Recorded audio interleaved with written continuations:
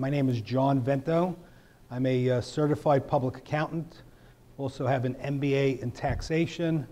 I'm also a certified financial planner. This past April, I wrote this book. It's called Financial Independence, Getting to Point X. With a good, solid 30 years of experience, working with literally hundreds, if not thousands of individuals, my goal has always been to help them achieve their financial goals and dreams. The 10 wealth management issues is what I cover in this book.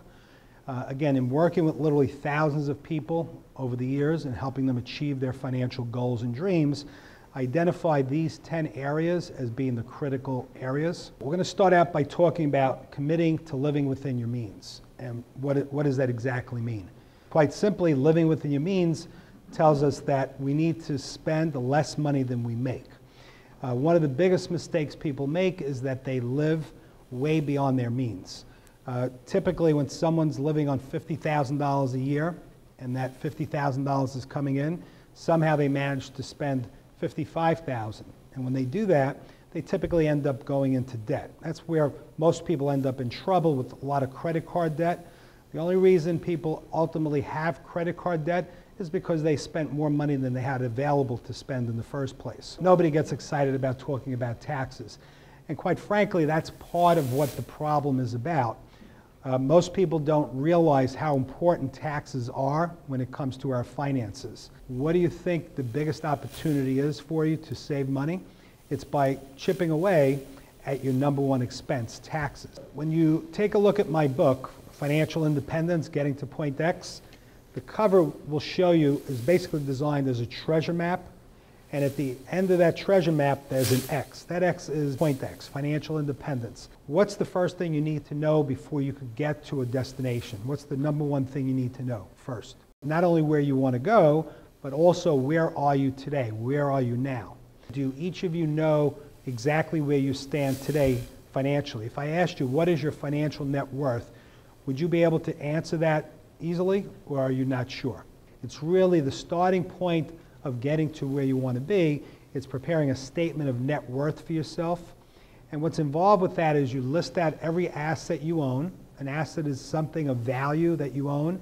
For example, the money in your bank account, your retirement account, your IRA or 401k plan, your home. These are all assets, things of value that you own. Then you have liabilities. Liabilities are simply things that you owe money for. So things like your credit card, your student loans, your mortgage, those are all liabilities. So how do we determine our financial net worth? We take all of our assets minus our liabilities, and that determines what our net worth is. The next chapter in the book deals with managing debt. Is all debt bad debt? And the answer to that clearly is no. There's good debt and bad debt. And what is really the difference? Well, when you borrow money for the purpose of making money, that generally would be categorized as good debt. So if I could borrow money at 3, 4, 5, or 6%, but I have a reasonably good chance that I'm going to make 10% or more on my money, then that might be a good investment choice. By far, the worst type of bad debt is credit card debt. So many people get into this vicious cycle of spending more money than they make. When you get into debt with credit cards and you owe, say, whatever, $10,000, $20,000, whatever the number may be, if you're paying 10%, 12%, I've heard people paying as much as 20%, that's a disaster waiting to happen. You know, trying to get yourself out of that mess is a very, very difficult thing. In chapter 11 of my book, we talk about the time value of money. When it comes to debt, when you borrow money at that type of rate, the time value of money actually kills you. It could kill you financially because with compounding, you'll never get yourself out of that hole. The next chapter deals with ensuring your health and your life. This chapter we focus on things like health insurance, life insurance, long-term disability. These are all health-related insurances that are critically important to all of us. Very often I'll meet with a client, and what they tell me is when I sit down with them, I'm going through their expenses, and I say, how much did you pay for medical insurance this year? And it's amazing to me how often I get the answer, I don't have health insurance. And then I say, why do you not have health insurance? And they say, I can't afford it. But also, as I'm going through their expenses, I noticed that they're paying $699 a month for a BMW lease. So I think there's something wrong there. And what that comes down to is understanding the difference between what your needs are and what your wants are. He really needs health insurance, right? We all do. But he wants a BMW more, I guess, than he wanted the health insurance. The next chapter we're going to cover is protecting your property. And this is also another form of insurance. And what we're referring to here is things like auto insurance, car insurance, and personal liability insurance. Now, most of us know what auto insurance and homeowners insurance is, and most of us have that. But too many people go without a personal liability policy. Typically, it'll cost you about $250 per year. So being prepared and protecting your assets that you've worked your whole life for, critically important to maintaining your financial independence. Paying for college, I think, is a topic that all of us are very used to. So there are a number of savings plans available to you out there. One is a 529 plan, which is a college savings plan. 529 plans allow you to put money into a plan for your future education for either you or your children. Any money you earn within the 529 plan is fully tax-free. Now, the question I very often get from all self-employed individuals is, what is the very best retirement plan to set up?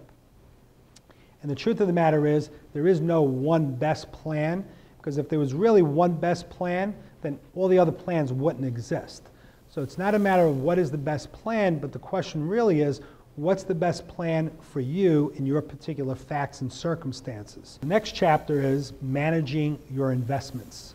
Right now, there's a lot of non-believers out there in the stock market, and there's a good reason why people have become non-believers, because if you invested $100,000 10 years ago in the stock market and kept it there, chances are 10 years later, you'd just be about where you started. That's not very impressive. That made a lot of people not believe in the stock market anymore. But the truth of the matter is, most people didn't even do that. What most people did is that they had money invested, they believed in the market. When things crashed, they got out, right? What did they do? They sold low, and for a lot of people, they still have not gotten back into the market, even though most of those losses would now have been recovered. So having a trusted advisor that will help you through that process and guide you is really critically important to this whole process of investing. Somebody that would coach you as to what to do, what not to do, maybe to stop you from panicking when everybody else is panicking. Okay, the next chapter we're going to cover is preserving your estate. Preserving your estate has to do with estate taxes. Now, we all know that throughout our lifetime, the government literally taxes us to death with income tax, sales tax, payroll taxes, real estate taxes. We pay taxes throughout a lifetime. And they literally tax us to death, because then when you die, they tax you all over again. Not on what your income is, but on how much assets you eventually accumulated. I know it sounds crazy, but they tax you all over again. Let's assume you followed all the rules in my book and have achieved financial independence. Now, upon your passing, the government will impose an estate tax based on the value of all your assets. In the book, I cover all 10 of the wealth management issues. A critical read, I think it is, especially in the section at the end of each chapter, Tax Facts and Strategies. Thank you very much.